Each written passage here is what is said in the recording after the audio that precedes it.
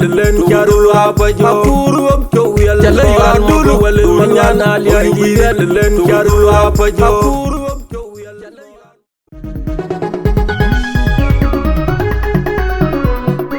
Makonyi tong bagwang ena gurweti to ni nyalwa te bangantin DJ Grand Malen Cholembo budong lit pol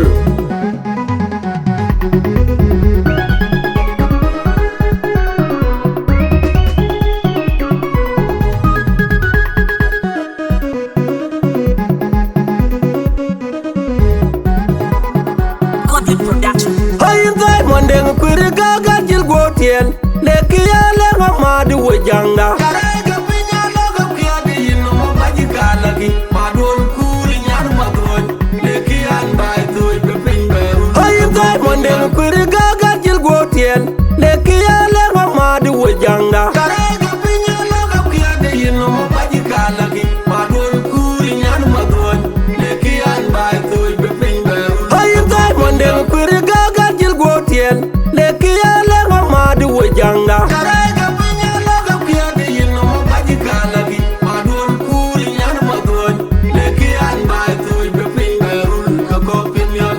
ya leki ya la piori de kuloi dwing ya pala banyanu modya yo paken ale du benyanu tolongong tan chiwa ratemu maro de biare kwek agengunda kwa wele la chala yo bai bakir yene kwala gong lwal guna konchok lenjing du kiri wen wuramal ayin gedu yutin galini ku kogobu nyana ruya yene du kwala gong lwal jakol gebit wali ukaraitin mama konchok nyang lwal adolo gedu lo kayap yoyin wal wale la chile japama oretiel kedio chamwat ko bulwe jaga chipa ge chigu pyeyu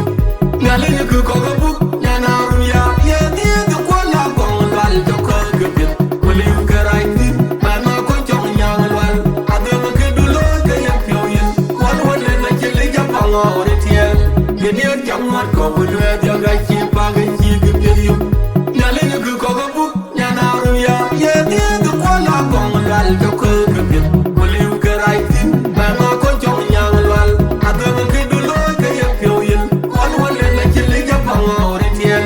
kedio chamwat ko bulwe jaga chipa ge chigu pyeyu makuru chowiel chala dulu wale manyana liangi len Charu Abajo akuru chowiel chala dulu wale manyana liangi len Charu Abajo akuru chowiel chala dulu wale manyana liangi len Charu Abajo akuru chowiel chala dulu wale manyana liangi len Charu Abajo akuru chowiel chala dulu wale manyana liangi len Charu Abajo akuru chowiel chala dulu wale manyana liangi len Charu Abajo galini ku kogobu nyana ruya yene du kwala gong lwal jakol gebit wali ukaraitin mama konchok nyang lwal adolo gedu lo kayap yoyin wal wale la chile japama oretiel kedio chamwat ko bulwe jaga chipa ge chigu pyeyu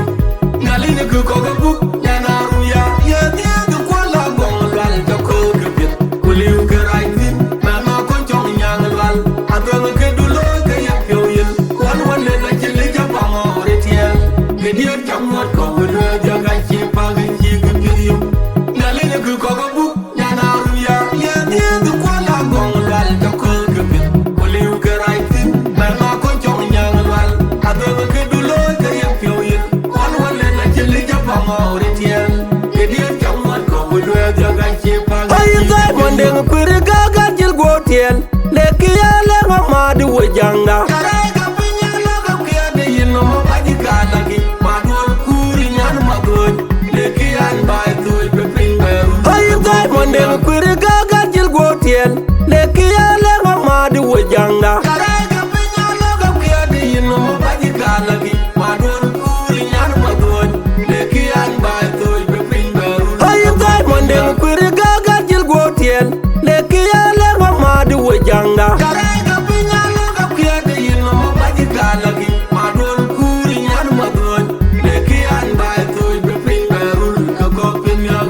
ya leki ya la piori de kuloi dwing ya pala banyanu modya yo paken ale du benyanu tolongong tan chiwa ratemu maro de biare kwek agengunda Kwa wali la chala yo Ai bakir yene kwa la gong lwal guna konchok Len jing du kiri wen ura man Ayin ge du yu tin Nyale nye ku koga buk nyana ruya Yene du kwa la gong lwal Joko kebit Kuli u kerai tin Mema konchok nyang lwal Ademe ke du lo ke yap yo yin Wan wale la chili japang ori tiel Kedia chamwan ko wale Jaga chepa ge chi kebit yu Nyale nye ku koga buk nyana ruya Yene du kwa la gong lwal Joko kebit Kuli u kerai tin Mema konchok nyang lwal Ademe ke du lo ke yap yo yin Wan wale la chili japang ori tiel Kedia chamwan ko wale Jaga chepa ge chi kebit yu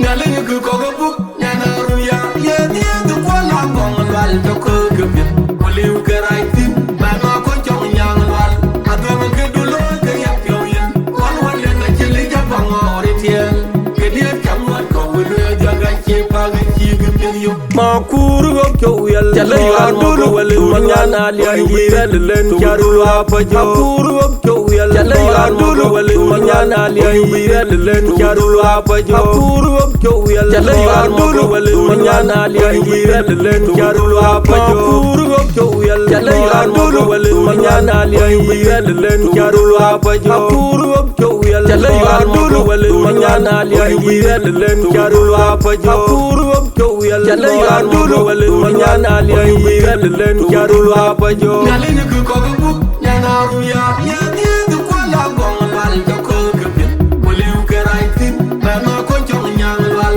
Ademe ke du lo ke yap yo yin Wan wale la chili japang ori tiel Kedia chamwan ko wale Jaga chepa ge chi kebit yu